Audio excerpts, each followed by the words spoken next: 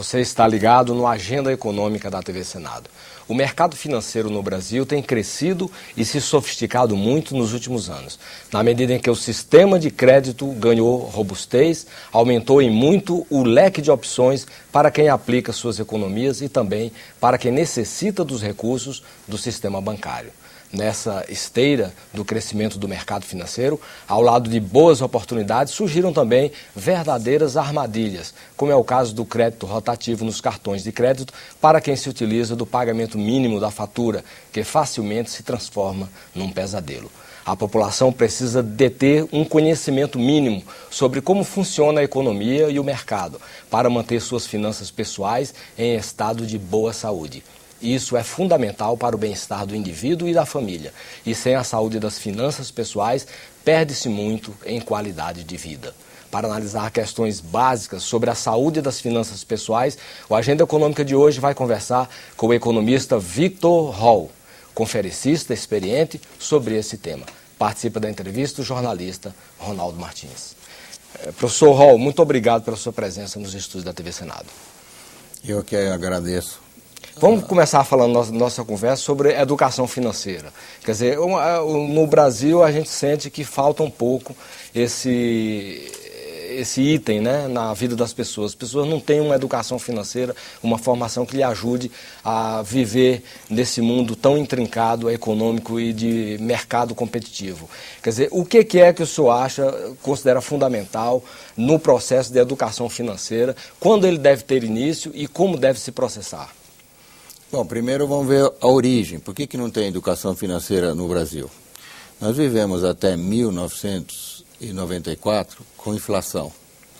E com inflação ficou gravado no subconsciente das pessoas, se você ganhar algum dinheiro, você tem que gastar logo. Dinheiro não se guarda. Por outro lado, fazer dívida naquela conjuntura era vantajoso também, porque a dívida desvalorizava. Então ficou gravado no subconsciente do brasileiro, se eu ganhar algum dinheiro, eu tenho que gastar logo, e fazer dívida é um bom negócio. Então eu compro tudo a crédito, divido em quantas vezes, né? Bom, aí veio o Plano Real, a economia se estabilizou, mas isso ainda continua. As pessoas continuam com os mesmos hábitos. Apesar de que, e naquela época também, a gente teve um período muito grande de juros reais negativos, quer dizer, os juros eram inferiores à inflação em certas épocas. E isso inverteu com o Plano Real. Hoje nós temos um juro altamente positivo, quer dizer, o Brasil tem uma das maiores taxas de juros do mundo e as pessoas não ficam impressionadas com essa taxa de juros, porque também na época da inflação elas agregavam juros com correção monetária. E então um juros de 10% não é muito na cabeça das pessoas.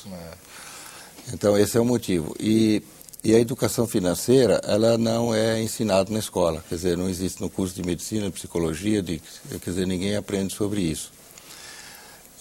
Então é um desconhecimento geral. E a gente tem que lembrar também que o mundo evoluiu, né? As mudanças ocorreram, e o Brasil só a partir de 2008 ganhou aquele selo, né, chamado grau de investimento, quer dizer, um reconhecimento da comunidade financeira internacional, que o Brasil agora é um país estável, sério. É interessante essa análise do senhor de que há uma memória do brasileiro em relação a isso tudo. Mas não existe já uma geração de pessoas que nasceu pós-inflação? Muitos jovens, pessoas no início da vida produtiva, não têm a memória da inflação. Toda essa memória que o senhor colocou. Essas pessoas não estariam preparadas para viver uma nova realidade, já tendo foco nessa questão da saúde financeira pessoal, do investimento? Essa sua colocação é muito interessante, porque eu também ministro aulas para crianças. Então, por exemplo, uma das coisas que eu tenho que explicar para jovens de 10, 12 ou adolescentes é o que é inflação. Eles nem sabem mais. E aí acontece o contrário. Os alunos da escola tendem a ensinar para os pais, né? Mas há um conflito, né? Entre gerações nesse sentido. Realmente o jovem não tem esse problema, mas ele não tem apoio da geração passada para dizer que as coisas... Então há uma falta de diálogo. Os filhos adolescentes, tipo assim, pai, não é mais assim, né? Então fica esse conflito.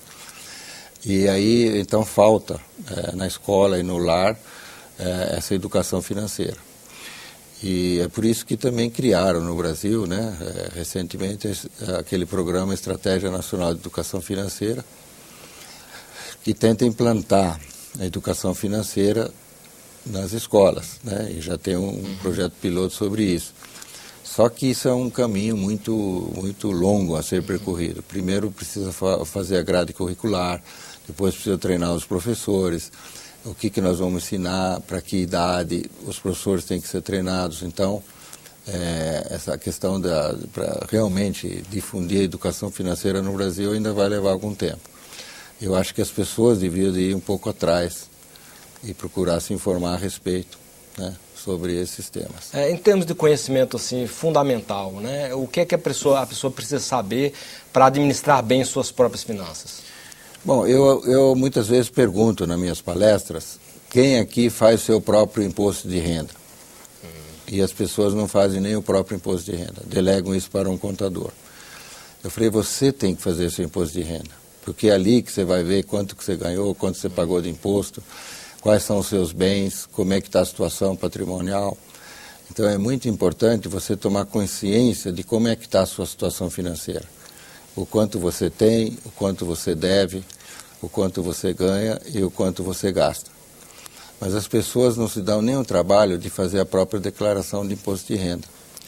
Então isso é muito grave, né? E as pessoas então vivem assim sem noção nenhuma de onde que está indo o dinheiro, da onde que ele vem e vivem assim o dia a dia. Isso não seria uma falta de conhecimento prévio? A pessoa precisa ter que nível de conhecimento para ter condição de fazer esse tipo de administração?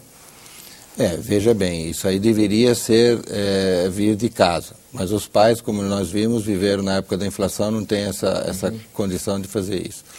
A escola também não ensina. Então, é uma carência muito grande da parte da educação financeira no Brasil, né? Então isso causa uma preocupação porque as pessoas sempre falam em crise, né?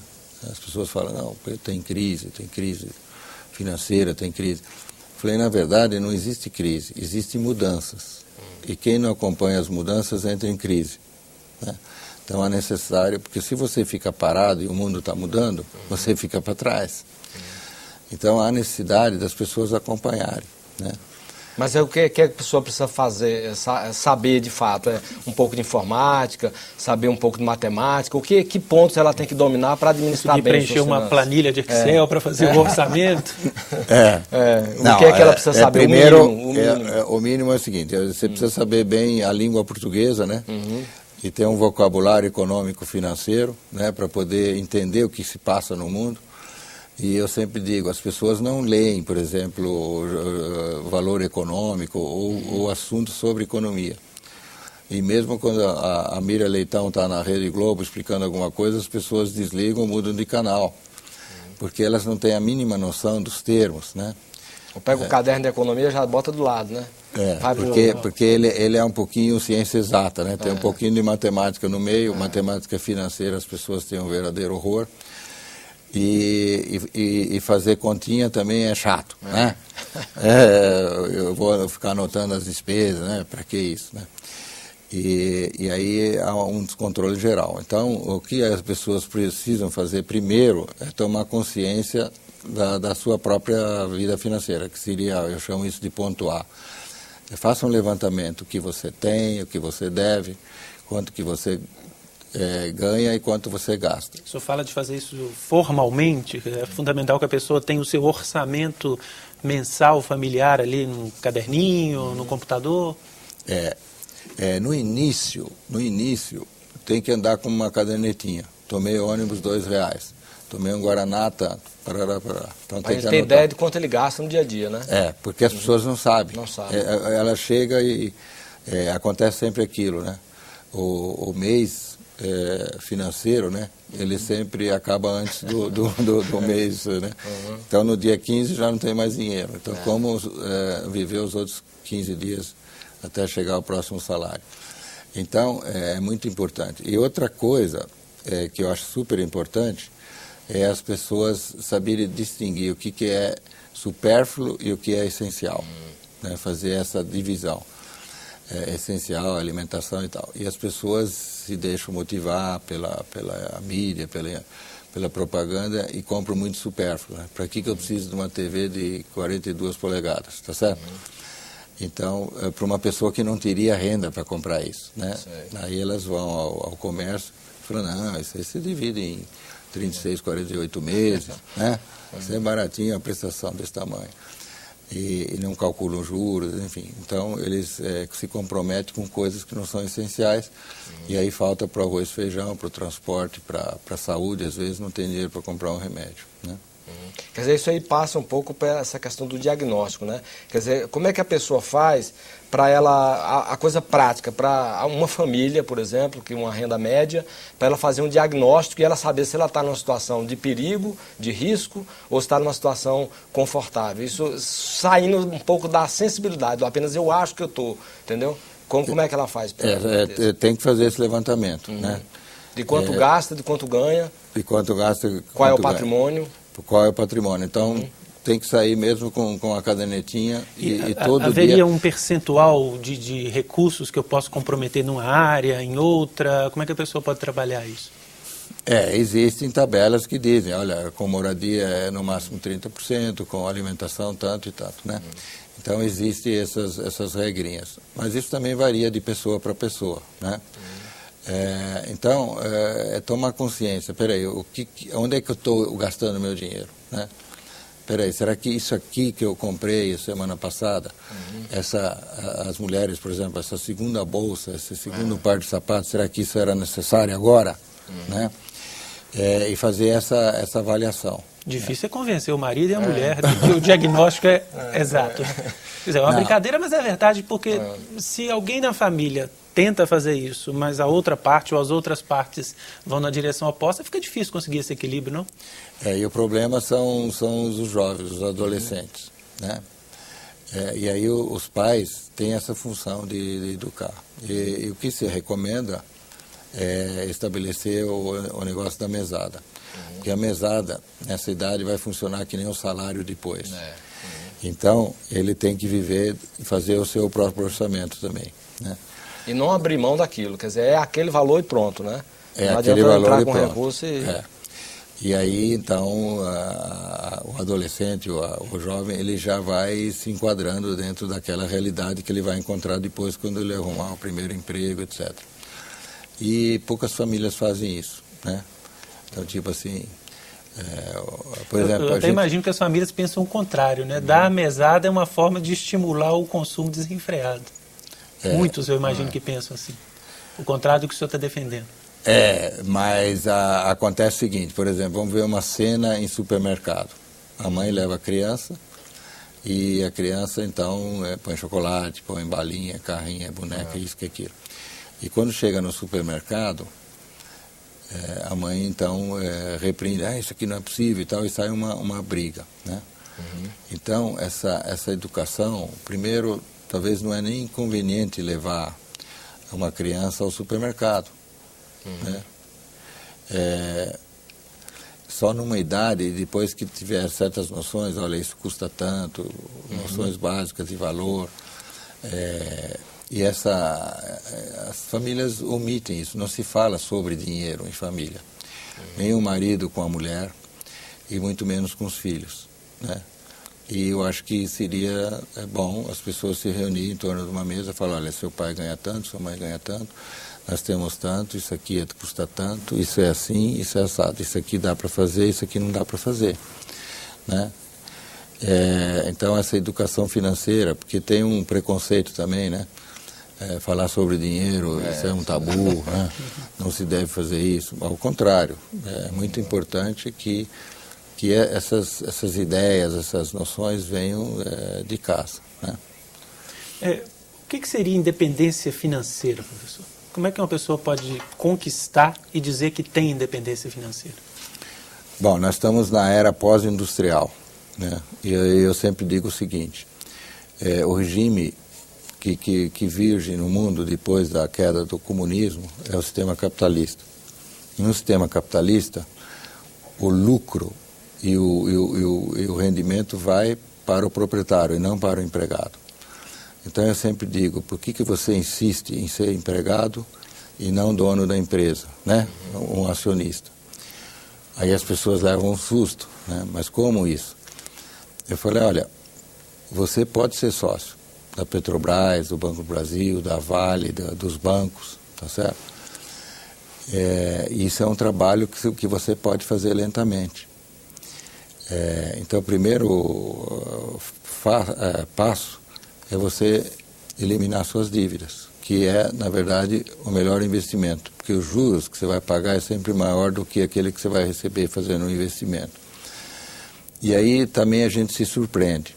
Na média brasileira, mais de 80% das pessoas, 85%, estão seriamente endividadas. E numa média nacional, vai levar quase 7 anos só para as pessoas saírem das dívidas. O que a gente pode considerar um endividamento sério? Quer dizer, uma pessoa que está devendo quanto do que ela ganha? Do que ela ganha? Não, um endividamento... Porque alguma dívida, acho que todo mundo tem, né? Mas essas seriam dívidas de curto prazo, né? Mas vamos dizer, um endividamento sério.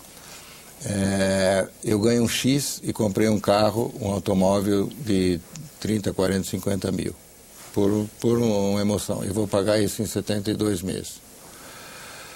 Daí começa a faltar dinheiro para a escola, para comida, para tudo isso. E aí eu vou e peço um empréstimo consignado no meu emprego lá. Aí compromete 30% da renda. Então vamos supor, só a título de exemplo, eu ganho 1.000, consignei 30% em folha, 300. Então agora não ganho mais 1.000, ganho 300. Tem que pagar a prestação do carro. E aí as pessoas vão agravando o problema. Bom, e aí vai faltar dinheiro, aí o recurso é entrar no cheque especial e no cartão de crédito.